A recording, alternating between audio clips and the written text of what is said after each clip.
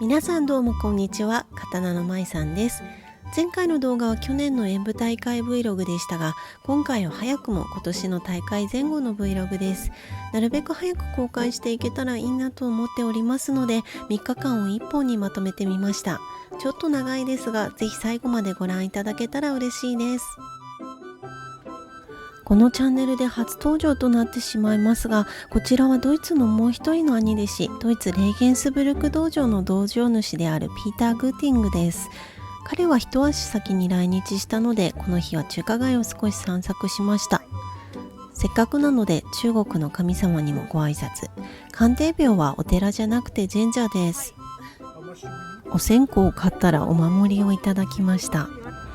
3回お辞儀してから線香を1本立ててください。お参りの仕方を説明してくれました。上に上がって順番に5つの頃にお線香を備えていきますが、それぞれの神様は国家安泰、商売繁盛、家内安全、健康と厄除け、縁談や安産、金運とたくさんのお願いを聞いてくださるそうです。ちなみに私たちの後に中国の方がお参りされているのを見たら、頭の上にお線香を掲げるように礼をされていたので、そのやり方が正しそうですね。次お参りするときは真似してみたいと思います。お参りの後はせっかくなので、横浜中華街名物の焼き小籠包屋さんへ案内。私はまだ仕事があるので、残念ながらコーラで乾杯です。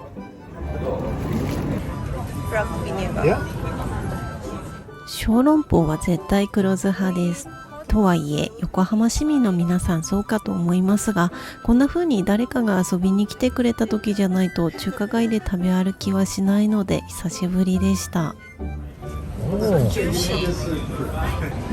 Now let's try.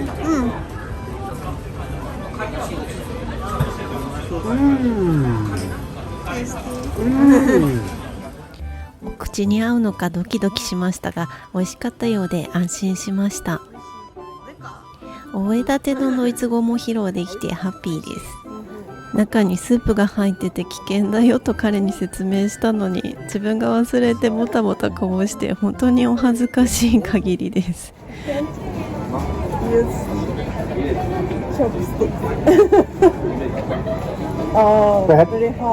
Perhaps you must ask a Japanese how to use. 彼はジョークが好きな人なので、私も一緒にいるとついふざけてしまいます。ちなみに彼は現役の軍人さんなので体力がレベチなのですが、それでも日本に着いて2日目の昼なのに元気すぎるので、時差ボケにならないコツを聞いてみております。まだ編集できてないですが、去年の12月に彼らが主催したイモフの居合道ドイツセミナーに私も師匠のアシスタントとして招待していただいたのですが、到着後4日間も時差ボケが続いて本当につらかったので、次の機会があったら初日から頑張ってみたいと思います。食後は2日後に誕生日を迎えるメンバーのバースデープレゼントを探しに和風のグッズを揃える和物屋かやさんへ行きました。誰が誕生日だったのかは後半でわかります。翌日はケンズル道場チームも来日し、大会前のリハーサル稽古でした。みんなとは12月にドイツで会ったばかりですが、この5ヶ月は病気をしたりいろいろありすぎて、ものすごく久しぶりの再会な感じがしました。アレックスも新しい髪型が可愛いです。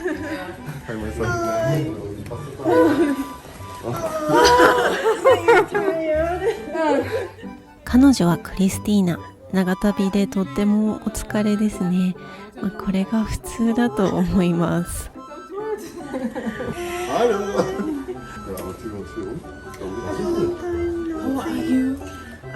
彼女はボイギット、とっても優しくてハートフルなお姉さんです。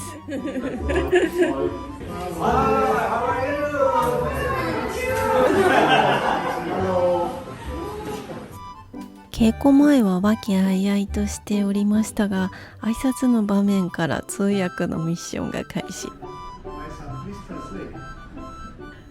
去年より勉強を続けられたのでマシかなと思ってたんですが、いきなりピンチです。ちゃんと伝えられているのか冷や汗が止まりませんでした。この日の稽古はとにかく大会前日ということで、まずは分かれて各々の披露する型の練習をし、最後に通しでリハーサルをしました。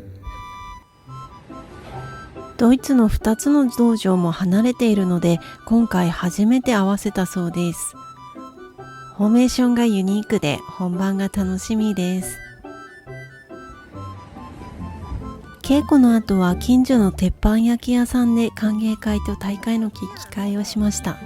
みんなから一応好き嫌いやアレルギーは聞いていたものの、鉄板焼きのコースで何が出てくるのかを把握しそびれておりまして、初っ端から青髪のクリッシーから苦手だと聞いていたイカタコのオンパレード、ごめんなさい。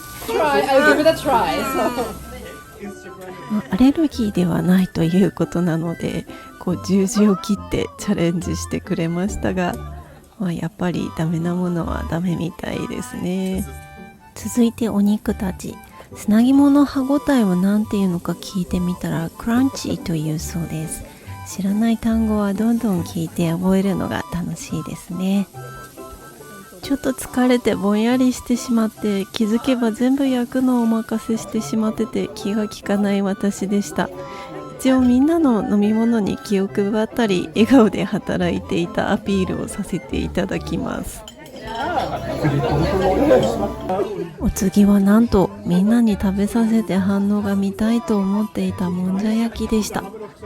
出てくるのを把握していなかったので、これまたとっさに英語で説明するのが難しいし、前回の佃煮の時と同様、そもそももんじゃって何と哲学的思考に陥りました。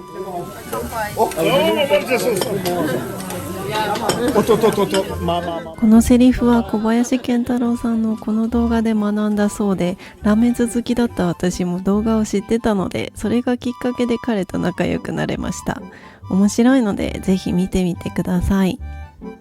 もんじゃ焼きについて調べてみたら、江戸時代末期に月島の駄菓子屋さんの前で売られていたのが根源と出てきまして、そもそも駄菓子屋文化が江戸時代からあったことも知らなかったのでびっくりでした。紙や習字の道具が少なかった時代に小麦粉で文字を書いて教えたから文字焼きと呼ばれ、それが転じてもんじゃになったそうな食べ物の歴史も面白いですね。どうやってこの奇怪な見た目の食べ物を英語で説明しようか冷や汗をかいていましたら、ピーターが何か写真をずっと探していて、以前浅草で似たようなものを食べたことがあったそうで、ようやく写真を見つけて見せてもらったら、まさしくもんじゃ焼きでした。お初の皆さんにドイツ語で説明してくれてほっとしました。もんじゃってどうやって食べるんでしたっけ？これをもんじゃ焼きは日本人でもあまり頻繁に食べるものではないですが、ソースとだしの味がとても美味しいです。ヘラで食べるのは楽しいですが、やけどに注意ですね。ごちそうさまでした。In Danke für das Essen. I see. Danke. 好きあらばドイツ語の質問をしちゃいます。少しずつですがドイツ語の単語がわかるようになってきたので、英語と語順も同じフレーズはすっと理解できるようになりました。次にドイツに行ったらレストランで行ってみたいと思います。いよいよ演舞大会当日の朝です。映してるのは前回の動画で言ってた新しい刀袋と旅サンダルですが、どちらも革職人の友人作でお気に入りです。この辺に住んでもう10年以上経ちますが、いつ見ても海岸通りの街並みが大好きです。桜木町駅に到着しました。この日はせっかくなので服装も和風ミックスというか、友人からもらったロの羽織を着て、下は袴パンツを履いておりました。駅に着いたら真面目な方々はもう着いてましたが、今回は私が最後じゃなかったのでほっとしました。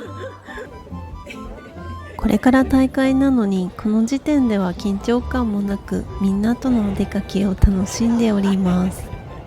去年からいっぱい動画を撮ってるので、師匠はいい加減カメラに慣れてもいいと思うんですよね。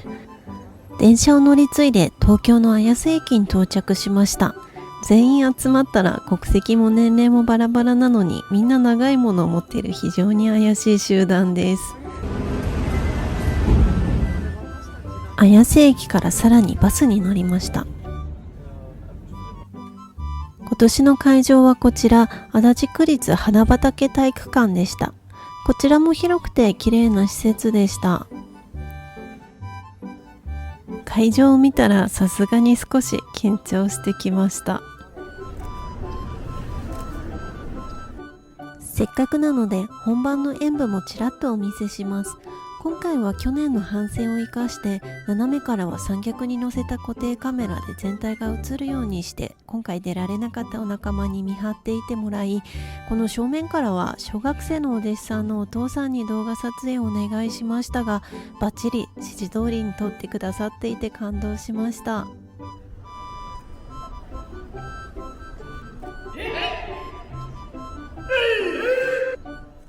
いつもニコニコして面白く楽しいメンバーですが、演舞の時はみんなキリッとしてかっこいいですね。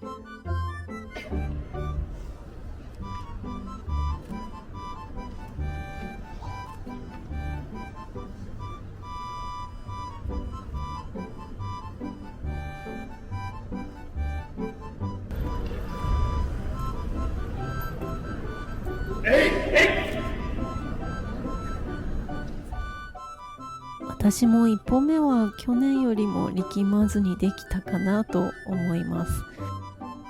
でも一つ残念だったことがありまして、先ほどお話しした固定カメラの方なんですけれども、設定が間違っていたのか、レンズの限界なのか、設置した場所が遠すぎたのか、とにかくこんなに荒い画質の動画になってしまっておりました。顔は全く分かりませんね。とりあえず動きの確認はできたという感じです。正面カメラをお任せしたお父さんにもう一つ感動したのが、一つの方は最後まで一人を撮影してほしいとお願いしていたんですけれども、この時は気を利かせて二人とも映るように全体を撮ってくださっていまして、もうお父さんは居合専門カメラマンになれると思います。記録動画はですね、私たちのグループの別のチャンネルがありまして、そちらで全編公開していますので、もしよかったらそちらもご覧ください。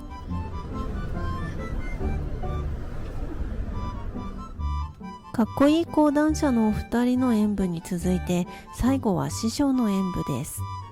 今年の師匠の演舞は普段一人で行う居合の方を切られ役をつけることで分かりやすく会場の皆様にご説明いたしました。動画に会場のお子さんの救急車呼ばなきゃっていう声が入ってまして、その反応が可愛かったです。居合道は会場の設営の関係でいつも1番目の出番なので、さっさとみんな着替えてランチに行きました。近所のお蕎麦屋さんを予約していたんですけれども、出てきたのが想像よりボリューミーで、午後の他の武道の演舞を見ているときちょっと眠くなってしまったのと、帰りの電車は私はずっと眠っておりました。他の団体の演舞は撮影しちゃいけないと言われていたので、私は律儀に守ったんですけれども、やっぱりこういう機会じゃないと他の流派であったり他の武道の演舞って見られないので、すごく貴重で楽しい時間でした。それを見てまたちょっと空手もやりたいなと思って体験に行ったりもしているんですけれども、できればこれを機にやってみたいなとまた思っております。桜木町に戻ってきてもまだ寝起きの顔をしております。時間も早く全くお腹は空いておりませんでしたが、その足で慰労会の会場へ向かいました。曲極力和食をと思ってお店探しはしたのですが、人数が多いとなかなか難しかったり、この日はちょっと特別な注文もしたかったので、ドイツ人をビール飲み放題の洋食レストランに連れて行くという横暴を働いてしまいました。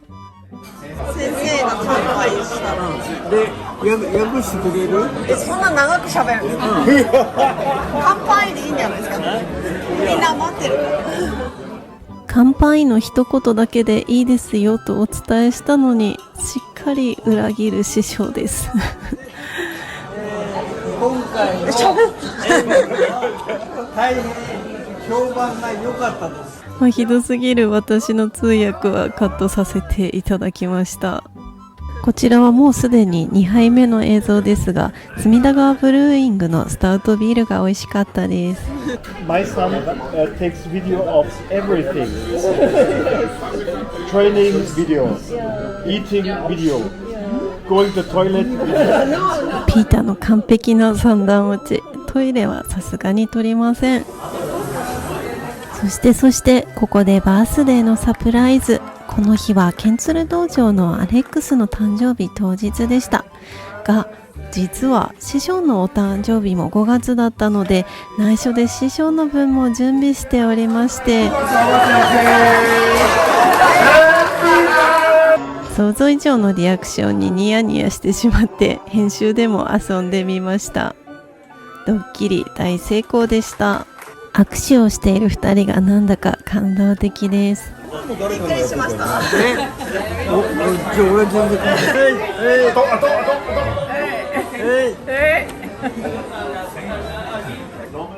そしてアレックスには例の中華街のお店で買ったプレゼントも。サプライズは仕掛ける方も楽しいですね。Wir schenken dir das im Namen vom Regensburger Kultur. Ich glaube, das kannst du ganz gut gebrauchen. Dankeschön, Dankeschön. Please open it. 私からは彼女が去年可愛い靴下を履いていたので、旅ソックスをプレゼントしました。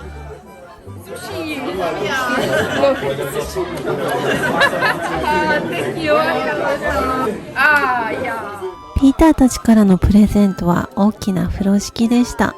ケンツル道場の名前の鶴柄に大喜びしていました。先生は何歳になったんですか？ちょっと疲れすぎて日本語のイントネーションもおかしくなってしまいましたが、師匠にはこれからも元気に末永くご指導いただきたいと思います。というわけで今回は3日間のロング Vlog でした。翌日以降も観光や稽古が続いていたので、続きもぜひ見てくださいね。最後までご視聴いただきありがとうございました。また次回の動画でお会いしましょう。